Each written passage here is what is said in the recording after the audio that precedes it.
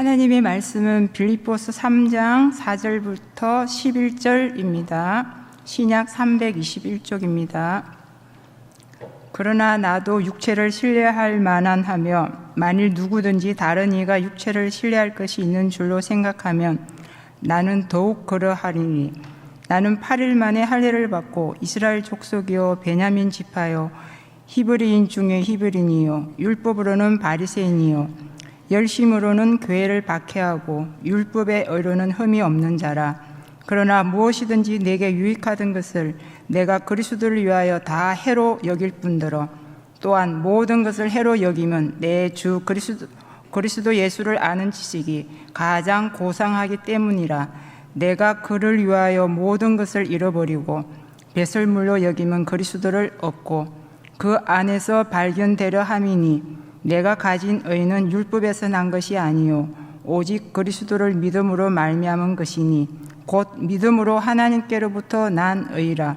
내가 그리스도와 그 부활의 권능과 그 고난의 참여함을 알고자 하여 그의 죽으심을 본받아 어떻게 해서든지 죽은 자 가운데서 부활에 이르러 하노니. 아멘. 오늘 빌립보서 3장 4절에서 11절까지의 말씀을 통해 배설물로 여기고라는 제목으로 함께 말씀을 나누도록 하겠습니다. 제가 말씀을 시작하기 전에 잠시 한번 상상을 해보도록 하겠습니다. 제가 두 명의 사람을 이야기 드릴 텐데요. 이 두 명의 사람의 이야기를 들으시면서 어떤 사람이 성령의 사람인지 한번 상상을 한번 해보도록 하겠습니다. 첫 번째 우리가 상상해 볼 사람은요, 강 목사님이라는 분입니다. 이 강 목사님은요, 공부를 얼마나 잘했던지 서울대 신학과를 나왔다고 합니다. 네, 참고로 서울대 신학과가 없습니다. 그냥 상상해 보는 거예요. 그리고 이 강 목사님이라는 분은요, 아까 말했던 것 같이 공부를 얼마나 잘했던지 장학금을 놓친 적이 없다고 합니다. 자, 이 강 목사님은 저가 아닙니다. 어디 가셔가지고 강 목사님 장학금 받는다더라 이러시면 안 돼요. 상상을 해보는 겁니다. 그리고 이 강 목사님은요, 믿음의 10대 가정이라고 합니다. 그러니까 이 강 목사님의 아버지 모두가 하나님을 믿는 가정이었다고 한번 생각을 해볼게요. 그리고 이 강 목사님은요, 매일매일 정해진 시간에 하루에 3번씩 한 번을 빠지지 않고 열심히 기도하던 사람이었습니다. 그리고 모든 공예배를 빠지지 않고 열심히 드리는 사람이 강 목사님이라는 사람이 있었습니다. 그런데 이 강 목사님은요, 예배 드리러 들어가면 맨 뒤에 앉아가지고 찬양에 집중하고 기도에 집중하고 예배에 집중하는 것보다는 야, 저기 장로님 5분 늦게 오셨구나, 저기 권사님 오늘 교회를 안 오셨구나 하면서 마음속에서 비판하기 바빴고요. 그리고 다른 사람들이 신앙생활을 못하는 것을 보았을 때 이를 통해서 종교적 우월감을 느끼고 있는 사람이 강 목사님이었습니다. 다시 한번 말하지만 강 목사님은 제가 아닙니다. 자, 두 번째로 우리가 상상해 볼 사람은요, 김지사님이라는 분이 계세요. 이 김지사님이라는 분은 비록 한창 시절에 골목에서 이렇게 좀 껌도 씹으시고 그리고 동네에 지나가는 사람들 지갑도 뺏곤 하셨지만 예수 그리스도를 만나 변화되어 십자가 사랑을 온전히 믿는 분이 김 집사님이었습니다. 그래서 김 집사님은 예배 드리다가 졸면 내가 이곳에서 뼈를 묻겠다는 심정으로 예배 드리기 전에 꼭 커피를 마시고 피로회복제도 하나 마시고 예배를 드릴 정도로 예배를 사모하는 분이었다고 한번 상상을 해보겠습니다. 자, 공부도 많이 했고 예배도 빠지지 않고 다른 사람들의 부족한 모습을 보고 지적하는 이런 강 목사님과 그리고 비록 하나님을 믿은 지 얼마 되지는 않았지만 하나님을 진정으로 사모하고 예배드리는 이 김지사님, 이 강 목사님과 김지사님 이 두 사람 중에서 하나님께서 원하시는 성령의 사람은 과연 누구일까요? 아유, 감사합니다. 네. 너무나 쉬운 문제죠. 이 문제의 답은 아마 모든 사람들이 김 지사님이라고 대답을 할 것입니다. 그렇습니다. 오늘 우리가 읽은 이 빌립보서의 말씀을 보면요, 하나님을 사랑하고 성령의 사람으로 살아가는 사람은 이런 사람이다 라고 이야기하는 것이 오늘 우리가 함께 읽었던 빌립보서의 말씀입니다. 그렇기에 오늘 함께 읽은 이 말씀을 통하여서 어떤 사람이 성령의 사람인지에 대해서 함께 나눠보고자 합니다. 먼저 4절의 말씀입니다. 4절의 말씀을 제가 먼저 읽어보도록 하겠습니다. 그러나 나도 육체를 신뢰할 만하며 만일 누구든지 다른 이가 육체를 신뢰할 것이 있는 줄로 생각하면 나는 더욱 그러하리니. 바울은요 4절에서 자신의 육체는 신뢰할 만하다라고 이야기를 하고 있습니다. 이렇게 육체를 신뢰한다 이 말씀을 보면 문자 그대로 이야기될 때 바울은 육체에 질병이 없고 건강한 사람이었기 때문에 육체를 신뢰하는구나 라고 상상할 수도 있겠지만, 고린도후서 12장 7절의 말씀을 보면요 바울이 너무 자만하지 않게 하시려고 내 육체의 가시 곧 사탄의 사자를 주셨으니 라는 말씀이 나옵니다. 이 말씀을 통하여서 바울의 몸에는 육체의 가시가 있었기 때문에 육체가 건강하지 못했던 사람이라는 것을 알 수 있습니다. 그렇기 때문에 4절을 통하여서 이 말씀이 이 말하고 있는 육체는 우리가 흔히 생각하는 우리의 몸을 이야기하는 것이 아닌가라는 의문이 들게 합니다. 그렇기 때문에 우리가 아까 읽었던 이 4절의 말씀을 조금 더 자세히 그리고 잘 이해하기 위해서는 빌립보서의 전반적인 이해가 필요합니다. 그렇기 때문에 빌립보서의 이야기를 짧게 요약해서 말씀드리면, 바울이 빌립보 교인에게 빌립보서를 쓸 때 우리는 주 안에서 기뻐해야 합니다. 주 안에서 기쁨을 놓쳐서는 안 됩니다 라는 내용을 계속해서 강조하며 편지를 2장까지 쓰게 됩니다. 그리고 빌립보 교회에 대한 편지를 2장에서 마무리하던 찰나에 3장에서부터 갑자기 바울은 화를 내며 행악하는 자들과 개들을 삼가라 라고 강하게 이야기를 합니다. 그러니까 2장에서 빌립보서를 마무리하려고 했던 바울이 생각해 보니까 교회에 행악하는 자들 그리고 개들로 여겨지는 사람들이 있구나라는 사실이 떠오르면서 3장에서부터는 다른 이야기를 하기 시작합니다. 지금 빌립보서 3장에서 말하는 이제 기쁨을 빼앗아가는 사람들이 누구인지 살펴보니까요, 이 빌립보서에서 기쁨을 빼앗아가는 사람들은 바로 유대인 그리스도인들이라는 사람들이었습니다. 이 유대인 그리스도인들은 유대인이었다가 예수님을 믿고 교회 공동체에 들어오게 된 사람들을 유대인 그리스도인들이라고 불렀습니다. 자, 우리가 구원을 받으려면 무엇을 해야 되나요? 우리가 구원을 얻으려면 기도를 많이 할 때, 우리가 금식 기도를 많이 할 때, 교회에서 봉사를 많이 할 때, 재산을 많이 가지고 있을 때, 이럴 때 우리가 구원을 받을까요? 물론 우리가 신앙생활 열심히 해야 하는 것은 맞습니다. 맞지만 우리가 근본적으로 우리가 구원을 얻기 위해서 해야 하는 것은 오직 우리 주 예수 그리스도를 믿을 때 우리는 구원을 얻는 것입니다. 그런데 이 유대인 그리스도인들은요, 교회에 들어올 때 이러한 예수 그리스도의 십자가의 은혜를 잊어버렸습니다. 우리가 구원을 얻기 위해서는 아까 말씀드린 것과 같이 예수님을 믿는 믿음을 통해서 구원을 얻는 것인데, 이 유대인 그리스도인들은요 교회에 들어와서 여전히 율법을 강조했고 율법을 중요시하던 사람들입니다.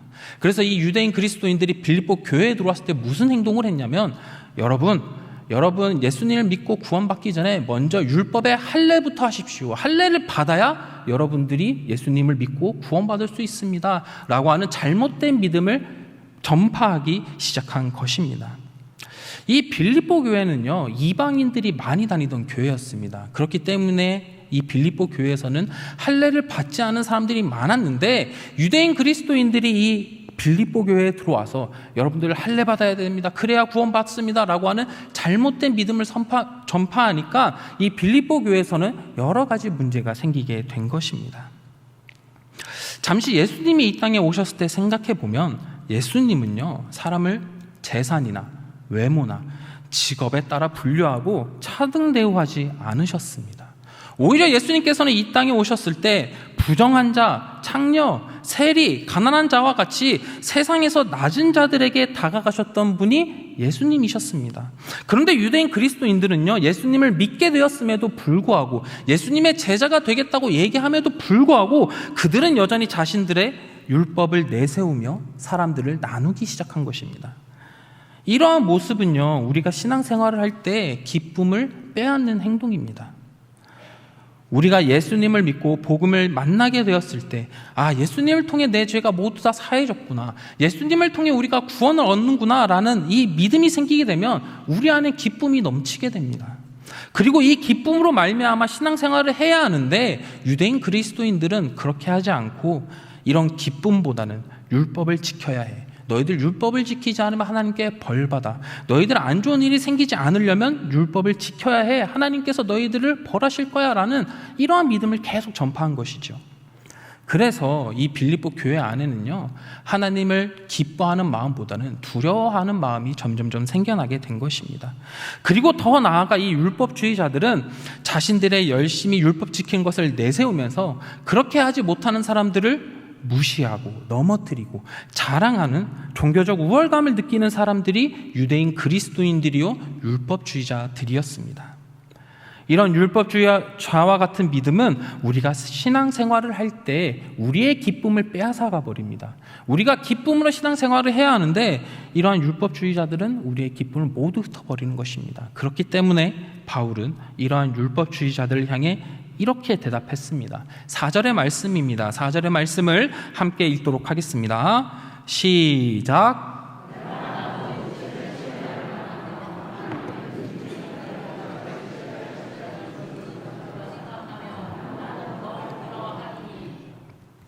바울이요, 이러한 율법주의자들한테 이렇게 얘기하는 거예요. 세상 것 좋다고 자랑한다고 이야기하면 나만큼 세상 것 자랑할 수 있는 사람이 없다. 쉽게 이야기해서 내가 말이야 가진 게 정말 많은 사람이고 나만큼 공부한 사람도 없고 나만큼 뛰어난 사람도 없고 내가 진짜 유대인 중에서 대단한 사람이야 라고 4절을 통해서 이야기하는 것입니다. 그러니까 율법주의자들이 교회 안에 들어와서 자꾸 육체의 것들을 신뢰하며 자랑하고 빌립보 교회에서 육체에 자랑할 것이 없는 사람들에게 어려움을 자꾸 주니까 바울은 나도 말은 안 해서 그렇지 자랑할 것 많은 사람이야 라고 하면서 육체를 신뢰할 만한 것들을 이야기합니다. 바울이 육체에 신뢰할 만한 것들이 무엇을 가지고 있었는지 살펴보니까 5절 6절에 보면 바울은 자기가 가지고 있는 육체에 신뢰할 만한 것들을 두 가지 종류로 분류해서 이야기합니다. 첫 번째는 자기가 가지고 태어난 자랑할 만한 것, 신뢰할 만한 것, 그리고 내가 노력을 통하여서 얻게 된 육체를 신뢰할 만한 것들을 설명하기 시작하는데요. 첫 번째로 자신이 가지고 태어난 것들을 육체를 신뢰한다고 말하는 것은 5절에 나와 있습니다. 5절의 말씀을 함께 읽어보도록 하겠습니다. 시작. 나는 8일 만에 할례를 받고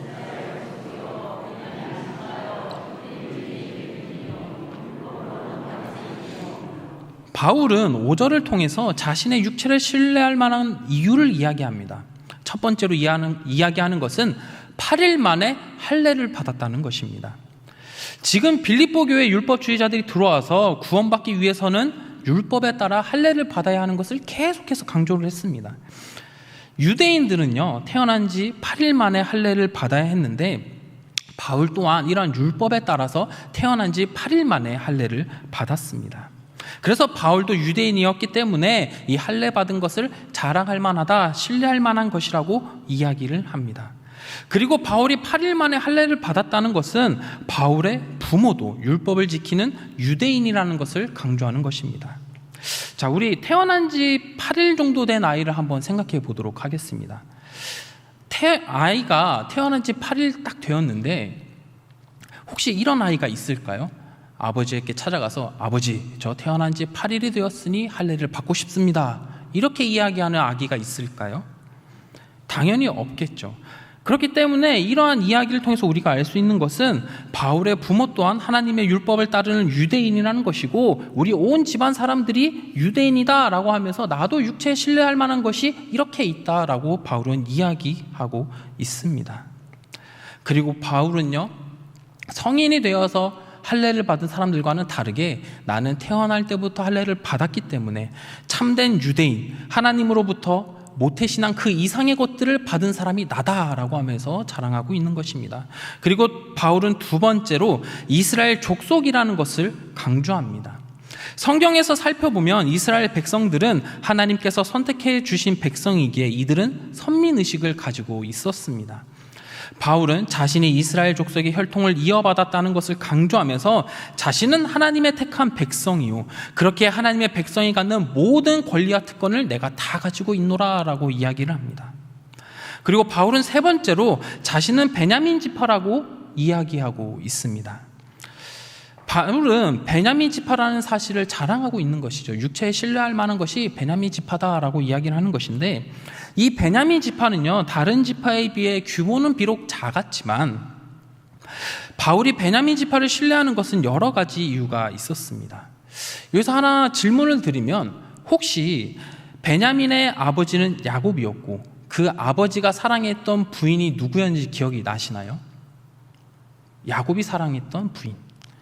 네, 야곱이 사랑했던 부인은 바로 라헬이었습니다. 그런데 이 라헬의 자녀 중에 한 사람이 베냐민이었다는 것입니다. 바울이 베냐민 지파를 신뢰하는 것은 야곱이 사랑한 라헬의 아들이었기 때문에 나는 이 베냐민 지파라는 것을 자랑할 만하다라고 이야기를 하고 있습니다. 그리고 베냐민은 창세기 35장 16절에 보면은, 제가 읽겠습니다. 그들이 베델에서 길을 떠나 에브라스에 이르기까지 얼마간 거리를 둔 곳에서 라헬이 해산하게 되어 심히 고생하여. 이 말씀은 어떤 말씀이냐면, 라헬이 베델에서 에브라스에 이를 때 베냐민을 낳게 되었다는 말씀인데, 이는 야곱의 12아들 중 유일하게 베냐민만이 하나님의 약속의 땅에서 출생하였다는 것입니다. 그리고 이스라엘의 최초의 왕이 누구인가요? 바로 사울입니다. 그리고 이 사울의 지파 또한 베냐민 지파 사람이었습니다. 그렇기 때문에 이 베냐민 사람들은요, 야, 우리 지파 사람이 이스라엘의 합법적인 초대 왕이었기 때문에 나는 이것을 신뢰한다라고 이야기를 하고 있습니다. 이것은요, 오늘날로 치면 제가 어릴 때 제 친구 중에 한 명이 뭐만 하면 나는 전주이시 왕족 출신이다라고 이야기하는 친구가 있었는데, 이것과 동일하게 나는 베냐민 지파인 것을 자랑한다라고 이야기를 하는 것입니다. 그리고 베냐민 지파의 군사들은 항상 영예로운 자리를 차지했기 때문에 호세아 5장 8절에 보면 베냐민아 내 뒤를 쫓는다라는 구호가 만들어질 정도로 군사적으로도 아주 훌륭한 군인들이 베냐민 지파 사람들이었습니다. 바울은 이러한 배경 때문에 자신이 베냐민 지파 사람이라는 것을 신뢰할 만하다라고 이야기하고 있는 것입니다. 그리고 바울은 네 번째로 자신의 신뢰할 만한 것으로 히브리인 중에 히브리인이라고 말합니다. 이 말의 뜻은 히브리인 부모 밑에서 자라났다는 것입니다. 유대인들은 70년의 포로 생활을 끝내고 돌아와서 이방인들과 섞이지 않은 자신들의 혈통을 매우 중요시 여기던 사람들이었습니다. 그러니까 바울은요, 순수 유대인으로서 이방인들의 피가 섞이지 않았고 나는 어릴 때부터 히브리적인 교육을 받고 성장했기에 육체를 신뢰할 만하다라고 이야기하는 것입니다. 바울은 태어난 지 8일 만에 할례를 받았고요, 이스라엘의 족속이라는 것과 베냐민 지파 사람이라는 것과 히브리인 중에 히브리라는 이 네 가지 사실을 통해 자신의 육체를 신뢰할 만한 것들이 있다라고 이야기를 하는 것입니다. 그리고 두 번째로 살펴볼 것은 바울이 노력으로 얻게 된 육체의 자랑입니다. 노력으로 얻게 된 바울의 육체적인 자랑, 첫 번째는 율법으로는 바리새인이라는 것입니다.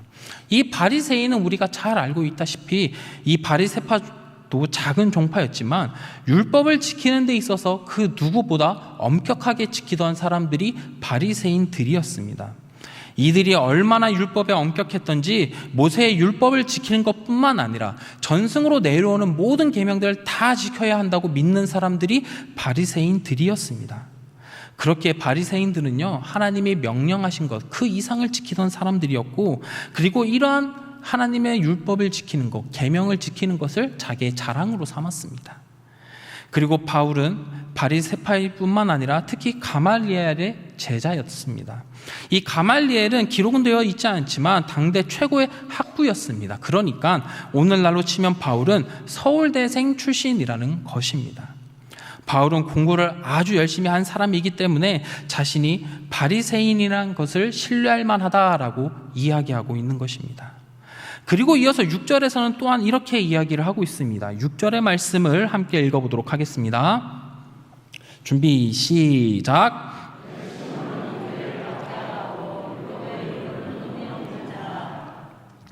그렇습니다. 바울은요, 열심히 교회를 박해하는 일을 신뢰했다고 합니다. 바울은 율법을 지키는 것에만 만족하지 않았습니다.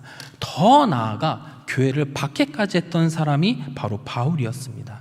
이 박해하다는 말은 헬라어로 디오케인이라는 동사인데, 이 동사의 말은 추적해서 달아나게 하는 사냥꾼이라는 뜻이 있습니다. 그러니까 사냥꾼이 사냥감이 도망가는 것을 몰래 추적한 다음에 사냥하게 되는데, 바울이 교회를 박해하는 모습이 이러한 모습과 같았다는 것입니다. 바울이 얼마나 교회를 박해했는가 찾아보니 사도행전 22장 4절의 말씀을 보면 이렇게 나와 있습니다. 내가 이도를 박해하여 사람을 죽이기까지 하고 남녀를 결박하여 옥에 넘겼노니. 이 당시 유대인의 입장으로 보면 예수님을 믿는 사람들은 유대교를 위협하는 사람들이었고, 어떻게 보면 심하게 얘기하면 이단과도 같은 사람들이었습니다. 그렇게 바울은 하나님을 향한 열정을 가지고 사람들을 죽이기까지 하였고 결박하여 감옥에 보내기까지 하였다라는 것입니다. 바울이 이렇게 행동한 것은요, 사람들을 괴롭히고 죽이는 것을 즐기기 때문에 이렇게 한 것이 아니라, 이렇게 행동하는 것이 하나님의 영광을 위한 일이고 교회를 박해하는 것이 좀 하나님의 기쁨이 되는 일이다라고 여겼기 때문에 종교적인 열정을 가지고 자신은 교회를 박해했다는 것입니다. 그리고 그러한 부분을 육체적으로 신뢰할 만하다라고 이야기하고 있습니다. 그리고 바울은 마지막으로 율법으로는 흠이 없었던 자였다고 이야기합니다. 바울은 아까 말씀드린 것과 같이 태어나서 8일 만에 할례를 받았고 이스라엘의 족속이었고 베냐민 지파 사람이었고 히브리인 중에 히브리인 사람이었습니다. 그리고 율법으로는 바리새인이었고 게다가 열심히 교회를 박해하던 사람이 바로 바울이었습니다. 바울은 율법이 지켜야 한다고 하는 모든 것을 철저히 지키던 사람이었습니다. 그렇게 율법으로는요, 바울을 흠잡을 수가 없는 너무나도 모범적이고 훌륭한 유대인이었습니다. 그렇게 유대인의 입장으로 보면 율법도 잘 지키고 예수님을 믿는 사람들을 박해했기 때문에 유대인 중에 유대인, 율법 잘 지키는 것으로 둘째가라면 서러운 사람이 바울이었습니다. 그렇게 5절과 6절의 말씀을 정리해보면 나 바울은 누구에게도 밀리지 않을 정도로 좋은 대학을 간 사람이고 누구보다도 율법을 잘 지키던 사람이었고 누구보다도 종교적 열심을 가지고 교회를 박해하던 육체를 신뢰할 것이 너무나도 많은 사람이 바울이었다, 나였다라고 이야기를 하고 있습니다. 그런데 이런 바울이요 7절과 8절에서 이렇게 이야기를 합니다. 7절의 말씀을 제가 읽고 8절의 말씀을 함께 읽도록 하겠습니다.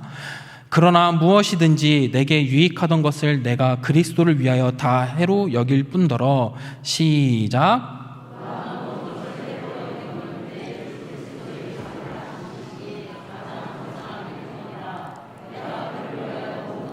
잃어버리고 배설물로 여김은 그리스도를 얻고. 바울이 가지고 태어난 네 가지의 육체의 자랑과 노력하면서 얻게 된 세 가지 육체의 자랑을 유익하게 여겼습니다. 바울은요 유대인이었기 때문에 자신이 가지고 있는 것들은 유대인 사회에서 존경할 만한 것이었고 사람들이 우러러 봐주고 사람들이 높여주는 자랑거리였습니다. 바울은요 그런데 이 모든 것을 다 해로 여겼다라고 7절에서 이야기하고 있습니다. 바울은 남들이 가지고 싶어하고 부러워하는 것들을 왜 해로 여겼다고 이야기하고 있나요? 7절을 다시 보여주시면 감사하겠습니다. 7절을 다시 보면 그리스도를 위하여 다 해로 여겼다는 것입니다. 그러니까 바울은 예수님을 만나고 나니까 자기의 유익이라고 여겼던 모든 것들이 다 해로 여겨졌다는 것입니다. 그리고 더 나아가 예수님을 위하여 모든 것을 잃어버리고 배설물로 여기게 되었다라고 고백하고 있습니다. 바울이 왜 이렇게 이야기하는 것일까요? 바울은요 예수님을 만났기 때문입니다. 바울은 예수님을 만나기 전에는 자기가 가지고 있는 의식의 수준, 타고난 신분, 재산, 그리고 자기가 열심히 노력해서 얻은 모든 것들이 자신의 의가 되었습니다. 그렇기에 바울은 하나님을 진정으로 의지한 것이 아니라 손에 쥐고 있는 것들을 의지했습니다. 그러나 이제 바울은 예수님을 만나고 보니까 자기가 가지고 손에 있던, 꼭 쥐고 있던 모든 것들이 해가 되었다라고 고백하고 있습니다. 그리고 더 나아가 이러한 것들은 모두 배설물로 여기노라라고까지 고백합니다. 이 배설물이 무엇인가요? 똥을 이야기하는 겁니다. 옛말에 개똥도 약에 쓰려면 없다라는 속담이 있긴 하지만 이 똥은요 쓸데가 없습니다. 그저 버려지는 것입니다. 폐기물일 뿐입니다. 바울은 자신이 가지고 있는 모든 유익들 그리고 자신이 노력하여 쌓은 모든 것들이 예수님을 만나고 나니까 배설물과 같다라고 이야기하는 것입니다. 여기서 오해하지 마셔야 하는 것은 사회적으로 성공하는 것, 그리고 열심히 노력하여 재물을 갖게 되는 것, 그리고 탁월한 자녀들을 두게 되는 것을 모두 악이며 해다 이야기하는 것이 아닙니다. 중요한 것은 이러한 것들에게 우리의 마음을 빼앗기기 때문에 문제가 된다라고 바울이 이야기하는 것입니다. 우리가 가지고 있는 재물과 지식과 성공은 죄가 없습니다. 다만 우리가 이 세상 것들의 마음을 빼앗겨 마치 이러한 것들이 나를 구원해 주는 것 마냥 행동하게 된다면, 그리고 그것들을 의지하게 되게 된다면 이것이 문제라고 바울은 이야기하고 있는 것입니다. 바울은 예수님을 만나고 변화가 있었기 때문에 5절과 6절에서 자랑하는 모든 것이 다 배설물로 여긴다고 고백하는 것입니다. 이러한 바울의 입장에서 다시 5절과 6절을 보게 되면 5절과 6절의 말씀이 이런 말씀이 됩니다. 바울이 예수 그리스도를 만나니까 자신이 8일 만에 할례를 받은 것은 신뢰하지 않게 되었습니다. 왜요? 믿음이 없는 종교의식을 한다 한들 이 믿음이 없는 종교의식이 자기를 구원하지 못한다는 것을 알게 되었기 때문입니다. 바울이 예수 그리스도를 만나니까 이스라엘의 족속임을 신뢰하지 않게 되었습니다. 왜요? 이스라엘 족속, 그러니까 기독교 국가에 태어나고 기독교 가정에서 아무리 살아간다 한들 내가 예수님을 믿지 않으면 그것으로 나를 구원받을 수 없게 된다는 것을 알게 되었기 때문입니다. 바울은 예수 그리스도를 만나니까 베냐민 지파라는 것을 더 이상 신뢰하지 않았습니다. 왜요? 자신의 조상이 아무리 대단한 조상이고 믿음의 가정에서 성장한다 한들 이 모든 것들이 자신을 구원할 수 없게 된다는 것을 알게 되었기 때문입니다. 그리고 바울은 히브리인 중에 히브리인이라는 것을 신뢰하지 않았습니다. 왜요? 어릴 때부터 교육을 잘 받았다고 해서 자신이 구원을 받는 게 아니라는 것을 알게 되었기 때문입니다. 바울은 자신이 율법으로는 바리새인이라는 것을 더 이상 신뢰하지 않았습니다. 왜요? 자신이 가지고 있는 직분, 그러니까 집사님, 권사님, 장로님, 목사님이라는 이러한 직분을 가지고 있다 한들 그것으로는 나를 구원할 수 없다는 것을 알게 되었기 때문입니다. 그리고 바울은 자신이 열심을 가지고 교회를 박해하는을 이제 더 이상 신뢰하지 않았습니다. 왜요? 바울은 종교적 열심을 가지고 교회를 박해했는데 이러한 종교적 열심을 아무리 많이 가지고 있다 한들 예수 그리스도를 믿지 않으면 자신을 구원받지 못한다는 사실을 알게 되었기 때문입니다. 바울은 자신의 율법의 의로는 흠이 없다는 것을 신뢰하지 않게 되었습니다. 왜요? 율법을 아무리 열심히 지키고 율법으로 살아간다고 한들 우리 안에 예수 그리스도가 없다면, 그 예수 그리스도의 십자가의 은혜가 없다면 우리는 구원받지 못한다는 사실을 바울은 알게 되었기 때문입니다. 정리하면 바울은 종교의식을 한다 한들, 기독교 가정에서 태어난다 한들, 자신의 조상이 아무리 대단하다 한들, 기독교 국가 믿음의 가정에서 자라난다고 한들, 어릴 때부터 교육을 잘 받았다고 한들, 집사, 권사, 장로, 목사와 같은 직분을 가지고 있다고 한들, 종교적 열심을 가졌다고 한들, 율법대로 살아간다고 한들 이 모든 것들이 나를 구원하는 것이 아니요, 오직 나를 구원하실 수 있는 분은 우리 주 예수 그리스도뿐이고 우리가 예수님의 십자가 사건, 복음을 믿게 될 때 구원을 받게 된다는 사실을 알고 있었기 때문입니다. 그렇기 때문에 바울은 이렇게 이야기하는 것입니다. 자기가 육체를 신뢰하던 모든 것들을 해로 여기고 배설물로 여기노라. 바울은 그리스도 예수 안에 참된 유익을 얻기 위해서 세상의 유익을 포기한 것입니다. 바울은 자신이 가진 권력과 특권, 명성과 명예, 지식과 학벌, 이러한 모든 것을 저울의 한쪽에 올리고 다른 쪽 저울에 예수 그리스도를 올려놓으면 이 세상 모든 것을 예수님과 비교해 보았을 때 가장 큰 것은 오직 예수 그리스도밖에 없다는 사실을 깨닫게 된 것입니다. 그렇기에 자신의 모든 것을 배설물로 여겼습니다. 그리고 바울은 예수 그리스도를 얻게 되었습니다. 바울은요, 예수님을 만나고 나니까 자신이 애지중지 여기던 것, 손에 꽉 쥐고 있던 것을 모두 다 배설물로 여기게 된 것입니다. 여기서 우리가 생각해 볼 것은 육체에 신뢰할 만한 것들을 배설물로 봤다는 말은 포기하고 희생하게 되었다, 이런 의미가 아닙니다. 그 누구도 똥을 애지중지하면서 들고 있다가 포기하지 않습니다. 그 배설물을 애지중지하면서 포기하였을 때 희생하였다고 얘기하지 않습니다. 배설물은요, 그저 버리는 것입니다.